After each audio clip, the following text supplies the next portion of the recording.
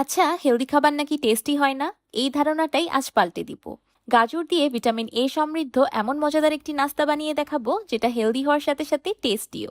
আটা, ময়দা, সুজি কিছুই লাগবে না, তারপরও তৈরি হয়ে যাবে ঝটপট মুখরোচক নাস্তা যেটা ছোট থেকে বড় সবাই খেতে পছন্দ করবে। আসসালামু আলাইকুম everyone, I am chef Ishika. Welcome back to আইফুড channel. গাজরের বুতাম তৈরি করার জন্য আমি প্রথমেই নিয়ে নিয়েছি দুটি মিডিয়াম সাইজের গাজর। গাজর দুটির ওজন প্রায় 200 গ্রামের মতো। এখন আমি গাজরটাকে ছোট ছোট টুকরো করে কেটে নিচ্ছি। গাজর দুটি কাটা হয়ে গিয়েছে, এবার একটি বাটিতে তুলে নিলাম। এখন গাজরগুলোকে ভাপ দেওয়ার পালা। গাজরগুলোকে ভাপ দেওয়ার জন্য মাল্টি কুকারে দিয়ে দিলাম পরিমাণ মতো পানি। এবার পানিতে একটি বলক তুলে নিব। পানিতে বলক চলে আসার পর উপরে স্টিমার বসিয়ে দিলাম। এবার স্টিমারে দিয়ে দিচ্ছি কেটে রাখা গাজরের টুকরোগুলো। এখন ঢাকনাটাকে বন্ধ করে গাজরগুলোকে স্টিম করে নিব 5-7 মিনিটের মতো। 5-7 মিনিটেই গাজরগুলো খুব ভালোভাবে সিদ্ধ হয়ে যাবে। গাজরগুলো অবশ্যই খুব নরমভাবে সিদ্ধ করে নিতে হবে, তাহলেই পরবর্তী স্টেপসগুলো সহজ হয়ে যাবে। গাজরগুলো খুব সফটলি সিদ্ধ হয়ে গিয়েছে। এবার এগুলোকে একটি বাটিতে ট্রান্সফার করে দিব। এবার একটি পটেটো ম্যাশারের সাহায্যে আমি গাজরগুলোকে সম্পূর্ণ ম্যাশ করে নিব। আপনারা ইচ্ছে করলে এখানে হ্যান্ড ব্লেন্ডার বা ব্লেন্ডার জারও ব্যবহার করতে পারেন। আমি গাজরগুলোকে একদম স্মুথলি ম্যাশ করে নিয়েছি। এবার গাজরে দিয়ে দিলাম হাফ চা চামচ বা স্বাদ মতো লবণ। এবার লবণটাকে গাজরের পেস্টের সাথে খুব ভালোভাবে মিক্স করে নিলাম। এবার গাজরে দিয়ে দিলাম 2 কাপ চালের আটা। এবার সবকিছু একসাথে খুব ভালোভাবে মিক্স করে নিব। আমি এখানে ঘরে তৈরি আতপ চালের আটা ব্যবহার করেছি। আপনারা ইচ্ছে করলে এখানে আতপ চালের আটার পরিবর্তে সিদ্ধ চালের আটাও ব্যবহার করতে পারবেন। এবার হাতের সাহায্যে সবকিছু একসাথে খুব ভালোভাবে মাখিয়ে একটা ডো তৈরি করে নিব। আমার কাছে ডোয়ের টেক্সচারটা একটু পাতলা মনে হয়েছে, তাই আমি আরো হাফ কাপ চালের আটা অ্যাড করে দিয়েছি। তার মানে এই ডোটা তৈরি করতে আমার মোট 2.5 কাপ চালের আটা লেগেছে। সবকিছু একসাথে খুব ভালোভাবে মাখিয়ে নেওয়ার পর ডোয়ের টেক্সচারটা ঠিক এমন হবে। না খুব বেশি শক্ত, না খুব বেশি পাতলা। দেখতেই পাচ্ছেন কত স্মুথ সুন্দর একটা ডো তৈরি হয়েছে। এবার অল্প একটু ডো নিয়ে হাতের সাহায্যে বুতামগুলো তৈরি করে নিব। আপনারা ভিডিও দেখেই বুঝতে পারছেন আমি বুতামগুলো কিভাবে তৈরি করেছি। এই শেপটা দেওয়া খুবই বেশি ইজি, যে কেউ একবার চেষ্টা করলেই পারবে। ডোটাকে 2 হাতের তালুর মাঝখানে নিয়ে বল শেপ দিয়ে তারপর 2 আঙ্গুলের সাহায্যে চেপে দিলেই তৈরি হয়ে যাবে খুব সুন্দর একটা গাজরের বুতাম। আমি নাস্তার সাইজটাকেও বুতামের মতো ছোট ছোট রেখেছি, আপনারা ইচ্ছে করলে বড় করেও বানাতে পারবেন।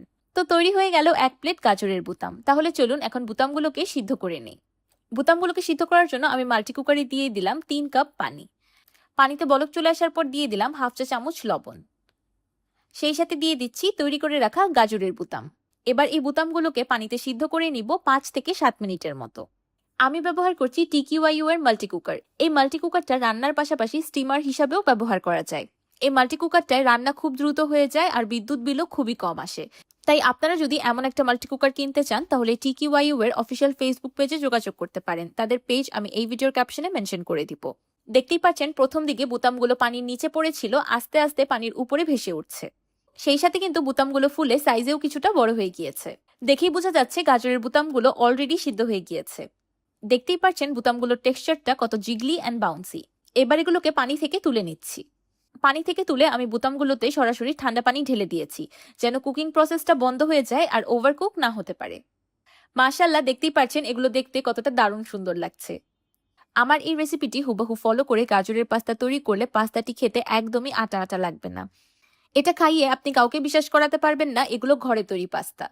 তাহলে চলুন এবার এই বোতামগুলো দিয়ে রান্না করি ক্যারেট বাটন পাস্তা। পাস্তা রান্না করার জন্য মাল্টি কুকারে দিয়ে দিলাম 2 টেবিল চামচের মতো রান্নার তেল। তেলটা হালকা গরম হয়ে যাওয়ার পর দিয়ে দিলাম 1 টেবিল চামচ রসুন কুচি। রসুন কুচিটাকে 30 সেকেন্ডের মতো সটে করে নিয়ে দিয়ে দিলাম 2 টেবিল চামচের মতো পেঁয়াজ কুচি। আমি পেঁয়াজটাকেও তেলে 30 সেকেন্ডের মতো ভেজে নিয়েছি। পেঁয়াজ আর রসুন খুব সুন্দরভাবে ভাজা হয়ে গিয়েছে। এবার দিয়ে দিচ্ছি 1 টেবিল চামচ লাইট সোয়া সস, 2 টেবিল চামচ চিলি সস আর 1 চা চামচ প্যাপ্রিকা পাউডার। আপনার ইচ্ছে করলে এখানে প্যাপ্রিকা পাউডারের পরিবর্তে রেড চিলি পাউডারটাও ব্যবহার করতে পারবেন। এবার দিয়ে দিলাম আগে থেকে তৈরি করে রাখা ক্যারেট বাটন পাস্তা। যেহেতু সসে প্রচুর পরিমাণে লবণ থাকে তাই আমি এক্সট্রা লবণ অ্যাড করিনি, আপনারা ইচ্ছে করলে টেস্ট করে অ্যাড করে নিতে পারেন। এবার সবকিছু একসাথে কুইক মিক্স করে নিলেই তৈরি হয়ে যাবে ক্যারেট বাটন পাস্তা। আপনারা যদি এই পাস্তাটাকে আরো হেলদিভাবে রান্না করতে চান তাহলে এখানে অলিভ অয়েল বা বাটারও ব্যবহার করতে পারেন। একদম লাস্টে নামানোর আগে দিয়ে দিচ্ছি ধনিয়া পাতা কুচি। দেখলেন তো, কোনো রকম গমের আটা, ময়দা, সুজি ছাড়াই তৈরি করে নিলাম কত সুন্দর গাজরের পাস্তা। খুব দারুণ সুন্দর একটা পাস্তা তৈরি হয়ে গিয়েছে। এবার এটাকে সার্ভ করে নিব। ওপর থেকে কিছু সেসিমে সিডস দিয়ে ডেকোরেশন করে নিলাম। বাসায় যদি তৈরি করা যায় এত হেলদি ও মজাদার খাবার, তাহলে বাহির থেকে কিনে খাওয়ার কি প্রয়োজন? আপনারা যারা নাস্তা বা টিফিনে কোনো ভিন্ন ধরনের খাবার খেতে চান, তারা এই গাজরের বাটন পাস্তাটা অবশ্যই একবার ট্রাই করবেন। পাস্তাটা এমনিতেই খেতে এতটা বেশি ফ্লেভারফুল যে এটা রান্না করার জন্য তেমন কোনো মসলার প্রয়োজন হয় না। আমার আজকের এই গাজরের বুতাম পাস্তার রেসিপিটি আপনাদের কাছে কেমন লাগলো আমাকে অবশ্যই কমেন্ট করে জানাবেন। ভিডিওটি ভালো লাগলে একটি লাইক দিবেন আর আমার চ্যানেল সাবস্ক্রাইব করে আমার চ্যানেলের পাশেই থাকবেন। আল্লাহ হাফেজ।